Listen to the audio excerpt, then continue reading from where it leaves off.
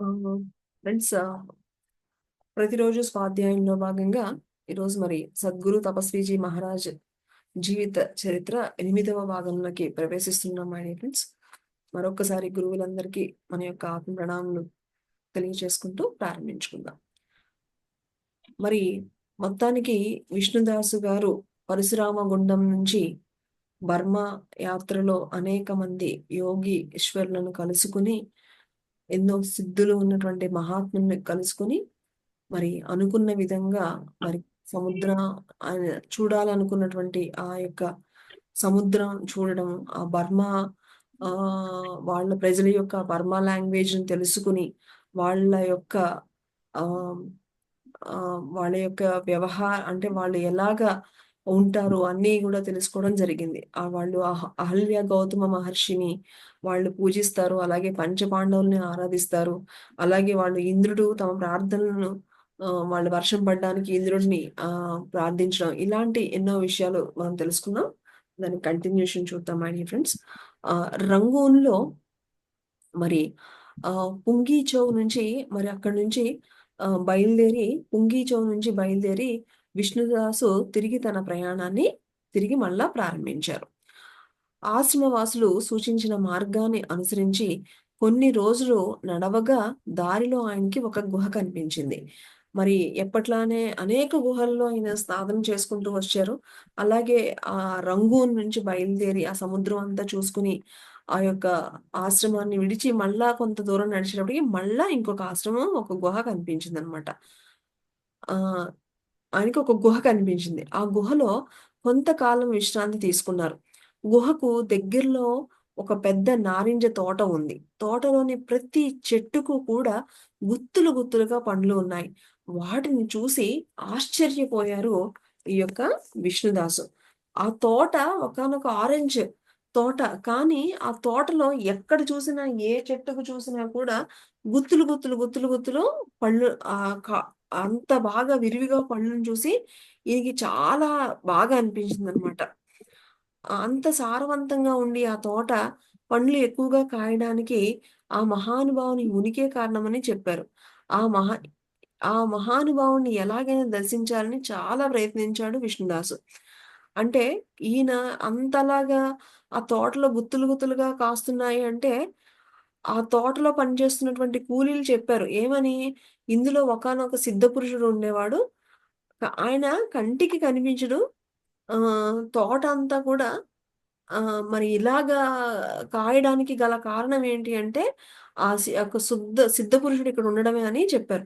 So, అందరూ అలా చెప్తూ ఉంటే ఆ తోటను చూసి ఈయనకి చాలా మంచిగా అనిపించింది. ఆ తోట ఇంత ఉండడానికి కారణం ఏంటి అంటే, ఒకానొక మహానుభావుడు ఆయన కంటికి కనిపించడు కానీ, ఆయన వల్ల ఇవంతా అని చెప్పేటప్పటికి అందరూ గూడా మరి అలా చెప్పేసరికి ఈయన ఎలాగైనా సరే ఆయన్ని కలుసుకోవాలని ఈయనకి అనిపించిందనమాట. కొన్ని రోజులు గడిచాక గుహను విడిచి తన యాత్రను కొనసాగించాడు. కొండ మొదట్లో ఉన్న దట్టమైన అడవిలో చిక్కుకుని దారి తప్పిపోయాడు.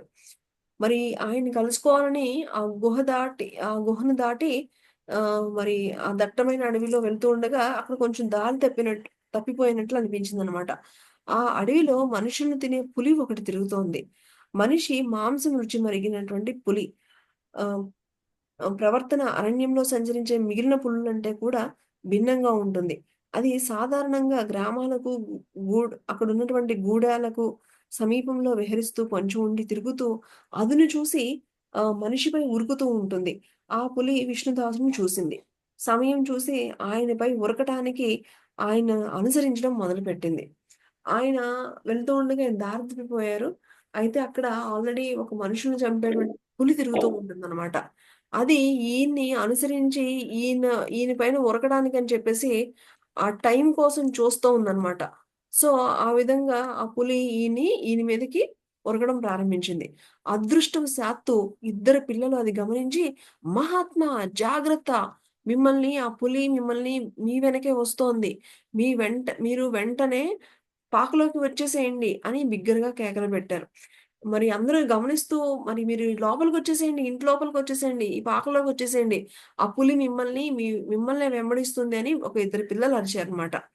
ఆ అన్నా చెల్లెళ్ళ కేకలు విని వెంటనే విష్ణుదాసు వారి పాకలోకి ప్రవేశించాడు. పిల్లలు వెంటనే తలుపు గడియబెట్టి విష్ణుదాసుని కిటికీ దగ్గరకు తీసుకువెళ్ళి గోడవారుగా బయట పొంచి ఉన్నటువంటి పులిని చూపించారు. మరి ఈ పిల్లలు వెంటనే ఆయన లోపలికి ఇంకా లాగేసి గబగబా ఇంకా తలుపేసేసి చూడండి కిటికీలో నుంచి ఆ పులి మిమ్మల్ని ఎలా వెంబడిస్తుందో అని ఆ పులిని చూపించారు. పిల్లలు విల్లంబులు తీసుకుని కిటికీలో నుంచి పులిపై బాణాలు వదిలారు. వాళ్ళు చేసిన అలజడికి పులి అక్కడి నుంచి పరిగెత్తి పారిపోయింది. బాబూ! భగవంతుడి దయ వల్ల మీకు గండం గడిచింది. సమయానికి మిమ్మల్ని రక్షించగలిగామని ఆ పిల్లలు బర్మా భాషలో చెప్పిన మాటలు యోగి అర్థం చేసుకున్నారు. పిల్లలు యోగి గడ్డము, జడలు, ఒడులు తడుముతూ ఆయన్ను ఏవేవో అమాయక ప్రశ్నలు అడగడం మొదలుపెట్టారు. వాళ్ళు చిన్న పిల్లలు. వాళ్ళు అడగడం చాలా అమాయకులు. చూడండి వాళ్ళు అమాయకులు కానీ వాళ్ళెంత ప్యూర్‌గా ఉన్నారు వాళ్ళు. ఈయన్ని రక్షించాలని చెప్పేసి గబగబా వాళ్ళ ఇంట్లోకి రమ్మని చెప్పడం. అక్కడి నుంచి పులిని తరిమేశారు. మేము ఏదో భగవంతుడి దయ వల్ల మిమ్మల్ని రక్షించాము ఈరోజు అని వాళ్ళు బర్మా లాంగ్వేజ్‌లో చెప్పారనమాట. ఇంతలో బయటకు వెళ్ళిన పిల్లల తల్లిదండ్రులు ఇంటికి తిరిగి వచ్చి తలుపు తట్టారు. పిల్లలు తలుపు తీసి జరిగిన సంఘటనలను తల్లిదండ్రులకు వివరించారు. తమ పిల్లలు ఒక మహాత్ముడైన హిందూ సన్యాసి ప్రాణాలు కాపాడినందుకు ఆ తల్లిదండ్రులు కూడా ఎంతో సంతోషించారు. పిల్లలు ఇలా చెప్పగానే ఆ పెద్దవాళ్ళు కూడా బయటికి వెళ్లి వచ్చినప్పటికి ఇలా జరిగింది అని ఆ పేరెంట్స్‌కి చెప్పగానే వాళ్ళు కూడా చాలా సంతోషించారనమాట. వారి కొంతకాలము మీరు మా ఇంట్లో ఉండొచ్చని వాళ్ళు యాజ్ యూజువల్‌గా అడిగారనమాట. వారి యొక్క ఆదరణ చూసి ఆహ్, వారి కోసం అని చెప్పేసి ఒక వారం రోజులు వారితోనే ఉన్నారు. తాను భగవంతుని వలె పూజింపబడ్డం యోగి జీవితంలో మొట్టమొదటిగా సంభవించిన సంఘటన. సాక్షాత్తు బుద్ధ భగవానుడే సన్యాసి రూపంలో సాక్షాత్కరించి తమకు దర్శనమిచ్చాడని విశ్వసించిన ఆ గృహ యజమాని, అతని భార్య, పిల్లలు సన్యాసిని ఒక తిన్నెపై కూర్చోమన్నారు. సన్యాసి తిన్నె మీద పద్మాసనం వేసుకొని కూర్చున్నాడు. వాళ్ళు ఆయన్ను పువ్వులతో పూజించి, అగరొత్తులు వెలిగించి, ధూపమిచ్చి, కర్పూరంతో హారతులిచ్చి, బర్మా భాషలో పాటలు పాడి స్తుతించి, మధుర పదార్థాలను నివేదించారు. ఆ అమాయకుల ఆదర అభిమానాలను యోగి కృతజ్ఞతలు తెలిపి, వాళ్ళని మనసారా ఆశీర్వదించాడు. ఫస్ట్ టైమ్ అన్నమాట. ఈయన్ని చక్కగా ఒక దాని మీద కూర్చోబెట్టి, ఈయనకి అగరొత్తులు, కర్పూరము అన్నీ వెలిగించి పూజ చేశారన్నమాట. వాళ్ళకలాగా సాక్షాత్తు ఆ భగవంతుడే వచ్చినట్టు ఆయన అలాగా ఆళ్ళకి కనిపించారు. అందుకని ఇలాగా వాళ్ళు అలా చేసినప్పటికి వాళ్ళని చక్కగా బ్లెస్ చేసి, తిరిగి మళ్ళా అక్కడి నుంచి వెళ్ళిపోవడం జరిగింది. అలాగా వారం రోజులు గడిచాక వాళ్ళకి వీడ్కోలు చెప్పి విష్ణుదాస్ అక్కడి నుంచి వెళ్ళిపోయారు. విష్ణుదాస్ ఒక నది ఒడ్డున చాలా దూరం నడిచి చివరికి ఒక గ్రామం పొలిమేరకు చేరుకున్నారు. గ్రామంలో నివసిస్తున్న బర్మీయులు యోగిని చుట్టుముట్టి దూరంలో ఉన్న ఒక కొండను చూపించి, మహాత్మా దూరంగా కనిపిస్తున్న ఆ కొండపై ఒక సాధువు నివసిస్తున్నాడు. అతడు పులిగా మారి మనుషుల్ని చంపి తినేస్తాడు అని గోలపెట్టారు. వాళ్ళు చెప్పింది వాస్తవమైతే మనుషులను పీడిస్తున్న ఆ సాధువు అక్కడ నుంచి తరిమి వేస్తానని వాళ్ళకి మాట ఇచ్చి ఆ కొండని ఎక్కాడు. మళ్ళా అక్కడి నుంచి ఆ ఇంటిలో నుంచి కాపాడినటువంటి ఆ యొక్క బర్మా వాళ్ళ ఇంట్లో నుంచి మళ్ళా ఒక గ్రామం దగ్గరలో ఇంకొక గ్రామం చేరుకుంటే, ఆ గ్రామంలో వాళ్ళు మళ్ళా ఏమని చెప్పారంటే, "మహాత్మా మరి ఆ కొండపైన ఒక సాధువు ఉన్నాడు. అతడు పులిగా మారి మనుషుల్ని చంపి తినేస్తున్నాడు" అని వాళ్ళందరూ గూడా చెప్పారనమాట. చెప్తే మళ్ళా ఈయన అయితే ఆహ్, నేను నిజంగా సాధువు అలా చేస్తే గనక అక్కడి నుంచి తరిమి వేస్తానని చెప్పేసేసి, ఆ గ్రామంలో ఉన్న వాళ్ళకి ఈయన మాట ఇచ్చి మరి అక్కడి నుంచి మరి బయలుదేరారనమాట. కొండపై ఆయనకి ఒక గుహ కనిపించింది. అందులోకి వెళ్లి కూర్చున్నాడు. సూర్యాస్తమయానికి గుహ చీకటిమయమైంది. భగవంతుని ధ్యానిస్తూ కళ్ళు మూసుకుని గుహలో అలాగే కూర్చున్నాడు. అంతలో అకస్మాత్తుగా మిరుమిట్లు గొలిపే ఒక గొప్ప కాంతి గుహ అంతటికీ ఆవరించింది. కళ్ళు తెరిచి చూశాడు. గుహలో సన్యాసికి ఎదురుగా ఒక దిగంబర సాధువు నిలబడ్డాడు. సాధువు నేత్రాలు విద్యుత్ దీపాల వలె మెరిసిపోతున్నాయి. ఆయనకి పెద్ద గడ్డం గూడా ఉంది. సో, ఈయన ఈ యొక్క ఆ గ్రామం ప్రజలు చెప్పినట్లుగా ఈయన మరి ఆ గుహ ఎళ్లి కూర్చొని ఆయన ధ్యానంలో నిలబడ్డాడు. ఆహ్, ఆ నిలబడేసరికి ఆయనకి ఆ గుహ అంతా కూడా ఒక పెద్ద కాంతి రావడం అనేది ఈయన గమనించారనమాట. ఆ కాంతిలో ఆ సాధువు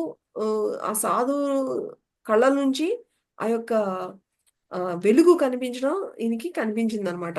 సాధువు సన్యాసి నవ్వుతూ పలకరించి, "మహాత్మా నువ్వొక పంజాబీ సాధువువి అవునా?" అని చాలా దూరం నుంచి, "నువ్వు చాలా దూరం నుంచి ఇక్కడికి వచ్చావు. ఇంతవరకు ఎవ్వరికీ ఇక్కడికి రావడానికి సాహసించలేదు. నీకు నా స్వాగతం" అని చెప్పి ఒక పులి చర్మాన్ని తెచ్చి నేలపై పరిచి దాని మీద కూర్చోమన్నాడు. సో, ఆయన గూడా ఒకానొక గొప్ప సాధువు. సో, ఈయన రాగానే "నువ్వు పంజాబ్ నుంచి వచ్చావు. చాలా నువ్వు ఇక్కడ చాలా దూరం నుంచి వచ్చావు. ఇక్కడ వరకు ఇప్పటి వరకు నా దగ్గరికి రావడానికి ఎవ్వరు గూడా అంత సాహసం చేయలేదు. నీకు నా యొక్క స్వాగతం" అని చెప్పి ఆ పులి చర్మాన్ని వేసి దాని మీద కూర్చోమని చక్కగా చెప్పడం జరిగింది.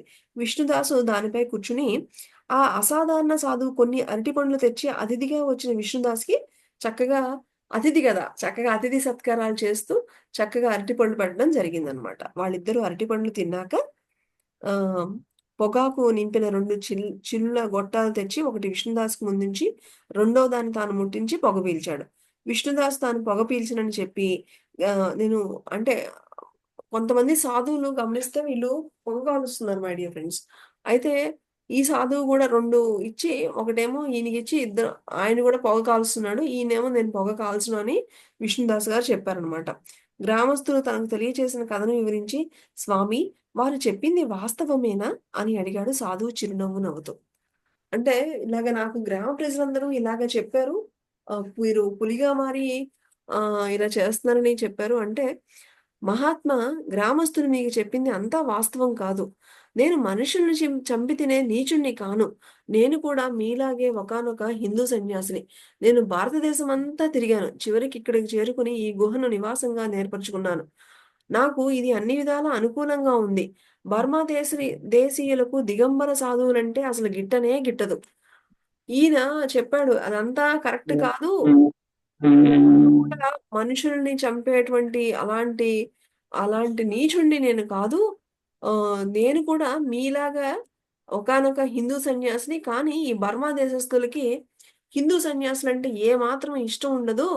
ఆ! అని చెప్తుందనమాట. కానీ నేను ఎప్పుడూ నగ్నంగానే ఉంటాను. ఆ బర్మీయులు ఇక్కడికి వచ్చి నన్ను ఇబ్బంది పెట్టకుండా ఉండడానికి, నా దగ్గరికి రాకుండా ఉండడానికి నేను అప్పుడప్పుడు పులిగా మారుతూ ఉంటాను. అది చూసి వాళ్ళు పారిపోతూ ఉంటారు. నేను ఎక్కువ కాలం సుదీర్ఘంగా సమాధిలోనే ఉంటాను. బర్మా ప్రజలు నా దగ్గరికి రాకపోవడం వల్ల ఏ ఆటంకం లేకుండా నా ధ్యానం సాఫీగా జరుగుతుంది. మరి ఆహ్, ఇలాగా ఆయన చూడండి. నేను అలాంటి వాడిని కాదు. కానీ నాకు ఎలాంటి వీళ్ళకి ఈ నగ్నంగా ఉండే సాధువులంటే ఈ బర్మా వాళ్ళకి అసలిష్టం ఉండదు. అందుకని నేను వాళ్ళ నుంచి రక్షణగా వాళ్ళు కోసం అని చెప్పేసి అప్పుడప్పుడు అలా పులి రూపాన్ని ధరిస్తూ ఉంటాను. అది వాళ్ళు చూసి భయపడి నా జోలికి రారు అని ఈయన చెప్పారనమాట. ఇంకా సాధువు కోరికపై ఆయనకు మరి ఈయన గూడా కొన్ని రోజులు నాతో ఉండండి అని చెప్పిన వెంటనే సరే అని చెప్పేసి కొన్ని రోజులు ఆ గుహలో చక్కగా ఇద్దరు గూడా ఆ గుహలో ఉండి ఇద్దరు గూడా సమాధిలో నిమగ్నమవుతూ ఉండేవారనమాట. కొన్ని రోజులు గడిచాక సాధువు దగ్గర సెలవు తీసుకొని విష్ణుదాసు మాండాలే నగరం వైపు తిరిగి ప్రయాణించారు. ఇప్పుడు రంగూన్ నుంచి ఆయన మాండాలే నగరం నుంచి రంగూన్‌కొచ్చారు. మళ్ళా ఇప్పుడేంటంటే, మళ్ళా తిరిగి ఆ మాండాలే నగరం వైపు మళ్ళా తిరిగి ప్రయాణం సాగించారనమాట. ఐరావతి నదీ తీరాన చాలా దూరం మళ్ళా తిరిగి నడిచి ఆహ్, కాండా నది, ఐరావతి నదిలో కలిసే చోటు చేరుకున్నారు. 2 నదులు ఐరావతి మరియు కాండా నది ఈ 2 నదులు కలిసే ఒక చోటుందనమాట. ఆ చోటికి ఈయన వెళ్ళడం జరిగింది. అక్కడికి చేరాక ఏదైనా ఒక అనువైన గుహను ఎంచుకుని అందులో కొంతకాలం తపస్సు చేసుకోవాలనే సంకల్పము ఆయనకు కలిగింది. ఆయనకు అనుకూలమైన గుహ కోసము అన్వేషిస్తూ ఉండగా ఆయనకి ఒక అద్భుతమైనటువంటి గుహ కనిపించింది. ఆ పర్వత గర్భంలో ఒక గుహలోంచి మరొక గుహకు ఇలా 21 గుహలు దాటగా చూడండి ఆయనకి ఒక గుహ కనిపించింది. ఆ పర్వత గర్భంలో ఒక గుహలో నుంచి మరొక గుహకు ఇలాగా 21 గుహలు దాటారట. చిట్ట చివరి గుహలో ఆయనకి గాఢ ధ్యాన సమాధిలో ఉన్నటువంటి మరొక మహాత్ముడు కనిపించాడు. చేతిలో జపమాల ఉంది. గాఢ సమాధిలో ఉండడం వల్ల ఆయన చేతిలో ఉన్న జపమాలను తిప్పడం లేదు. క్రూర మృగాలు చూడండి ఆయన గాఢ సమాధిలో ఉండడం వల్ల ఆ జపమాలను గూడా తిప్పటం లేదనమాట. క్రూర మృగాలు ఆయన సమాధిని భంగపరచకుండా ఉండడానికి బహుశా ఆయన ఎలుగుబంటి తలను తగిలించుకున్నాడని భావించారు విష్ణుదాసు. మహాత్ముడు బాహ్య స్థితికి వస్తాడేమోనని కొంతకాలం వరకు నిరీక్షించాడు. కానీ ఆయన అంత త్వరగా జాగృత స్థితిని చేరుకునే అవకాశమే లేదు. కాబట్టి సన్యాసి గుహ నుంచి బయటకు వచ్చి తన ప్రయాణాన్ని కొనసాగించారు. ఇలాగా ఒక గుహలో నుంచి ఒక గుహ ఇలాగ 21 గుహలు దాటిన తర్వాత మరి ఆయనకి ఒకానొక గుహలో ఎలుగుబంటి తో తల ఉన్నటువంటి ఒకానొక మహాత్ముడు మరలా కనిపించాడు. ఈయన ఈయనకి అర్థమైపోయింది. ఆల్రెడీ ఆహ్, ఆహ్, ఈ యొక్క ఆహ్, పులితో పులిలాగా మార్చుకునేటువంటి సాధువుల్ని ఇద్దరిని చూసాడీయన.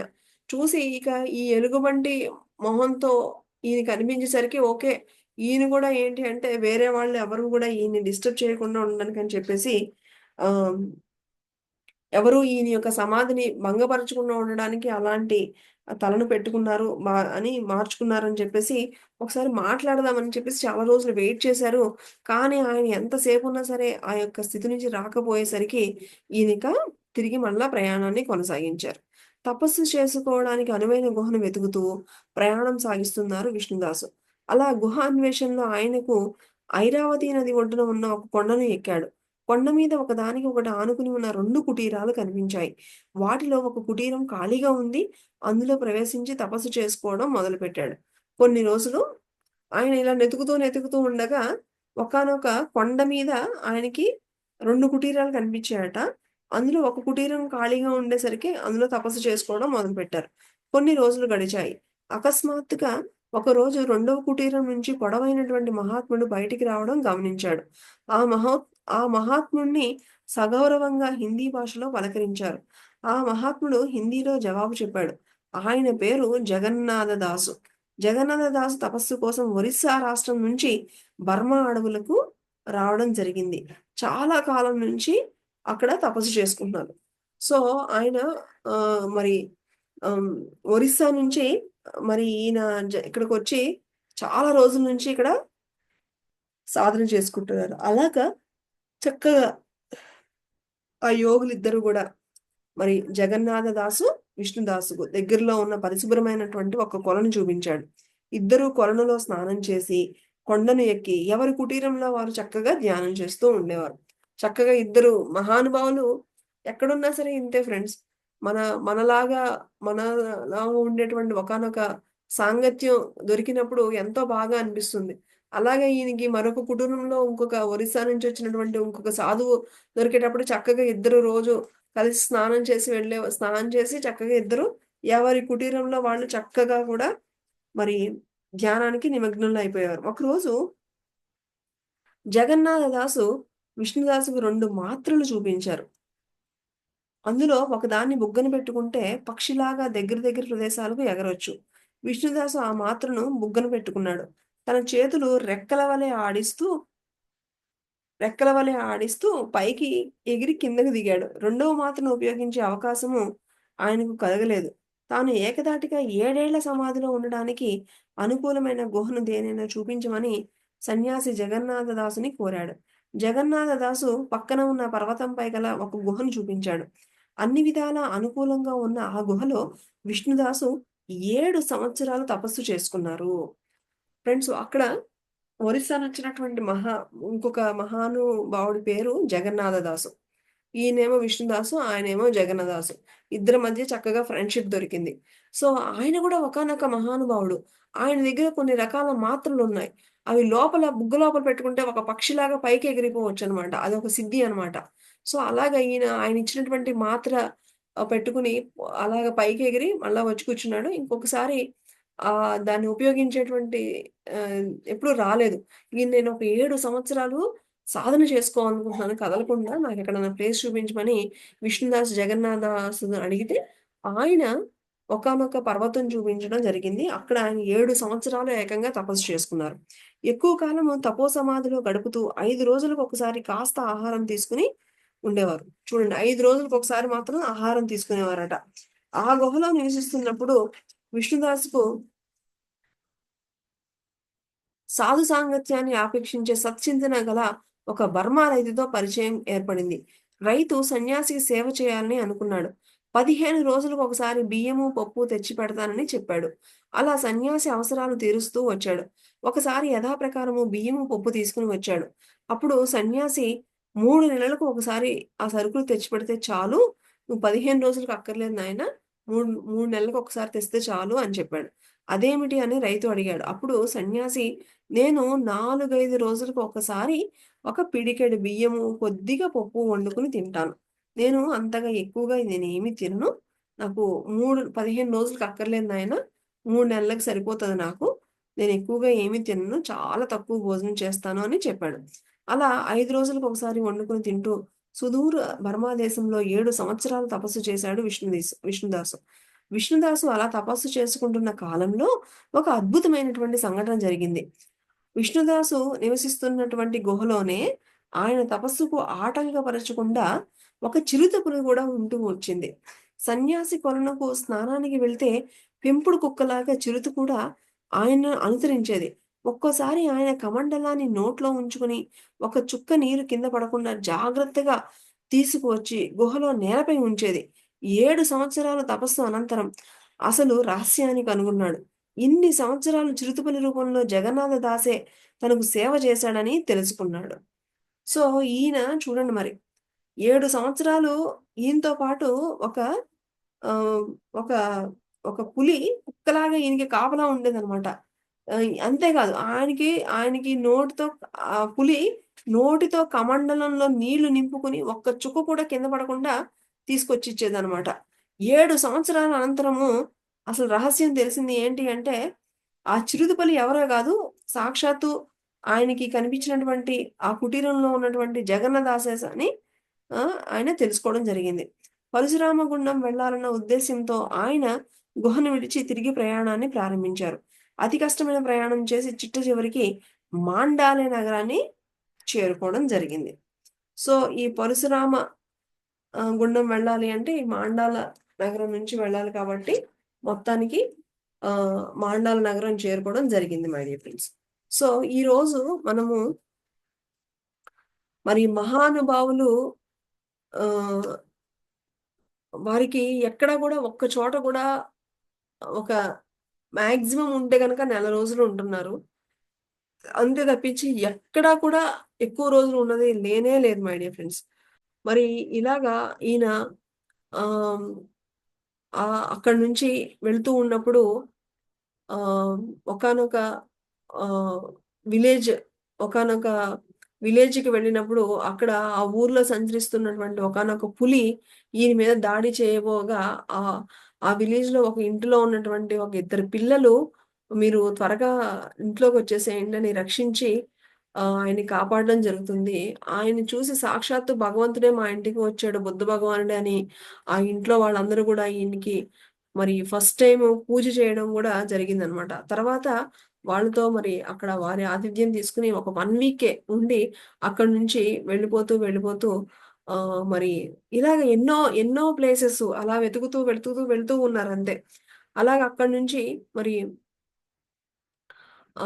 ఒక నది ఒడ్డున అలా నడుచుకుంటూ మరి వెళ్తే మరి ఆయనకి ఒక 2 కుటీరాలు చేరడం.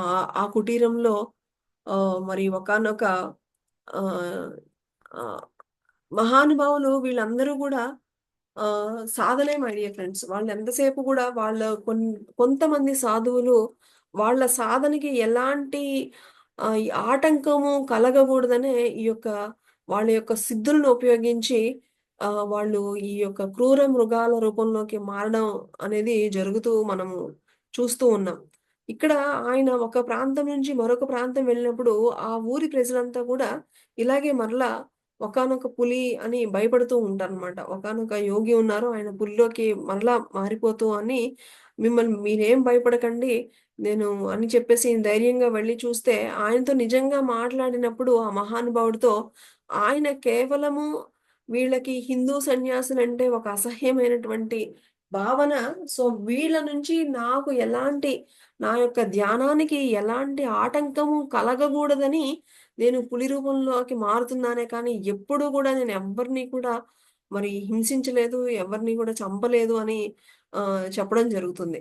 సో, ఇలాగా ఆయన అక్కడున్నటువంటి ఒకానొక ఆ సిద్ధ పురుషుడిని కలుసుకొని తిరిగి మరలా నేను ఇలా వెళ్ళడానికని వెళ్తూ ఉండగా, మరి ఆయన ఇంకా ఎంతోమంది మహానుభావుల్ని కలుసుకుంటూ ఉన్నారు. అలా వెళ్ళే క్రమంలో ఒక గుహ నుంచి ఒక గుహ అలా మార్చుకుంటూ వెళ్తే ఒక 21 గుహలు దాటిన తర్వాత మరలా ఒక గుహలో ఒకానొక మహానుభావుడు ఎలుగుబంటి ఫేస్‌తో మరి చూడడం జరిగింది.